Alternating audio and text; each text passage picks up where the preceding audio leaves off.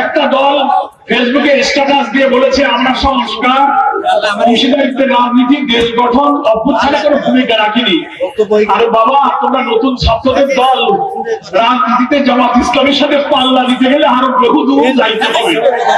জন্ম নিয়েই বাপের সাথে পাল্লা দিও না।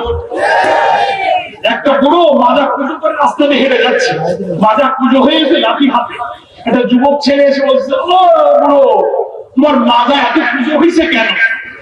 তা উনি মাথা সোজা করে বলতেছে, বাবা এই পর্যন্ত আসো, এই পর্যন্ত আসো, মাজা কেন পুজো হয়? জামাত ইসলামী সংস্কার চায় না, জামাত ইসলামী নতুন সংবিধান সংগ্রহ করে ভূমিকা রাখেনি। ঐক্যবদ্ধ কমিশনের লিখিত ভাবে ৬টি সংস্কার কমিশনে আমরাই পূর্ণাঙ্গ রিপোর্ট দিয়েছি। অথচ নতুন গঠিত ছাত্রদের একটি দলের নেতা দুঃখজনক স্ট্যাটাস দিয়ে এই সমালোচনা করেছেন। ওনারা চাচ্ছেন যে আমরা ওনাদেরকে সমালোচনা করি, কেউ তো ওনাদের নাম নেয় না। তো জামাতের মধ্যে বড় দলের দুটো কথা বললে যদি আমাদের নাম মুখে দু একটা নেয়, আমরা আপনাদেরকে অত আঙুলে নিই না। এই পর্যন্ত এসে জামাতের রাজনৈতিক ম্যাচুরিটি বোঝার জন্য আরো কিছু পথ হাঁটতে হবে। ধৈর্য ধরো, হাঁটো, এক্ষুনি সমালোচনা করো না। সামনের বদ্ধদূর যাওয়া, লেখাপড়া শিখেছো, তোমাদের জন্য দোয়া করি।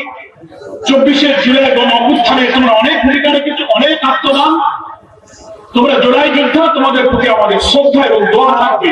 কিন্তু বড় বড় রাজনৈতিক দলের এমন রাজনৈতিক ভাষায় সমালোচনা করো, কিন্তু অশ্লীল, অসহন, অরাজনৈতিক ভাষা ব্যবহার করাটা কোন রাজনৈতিক দলের নেতাদের জন্য শোভনীয় নয়।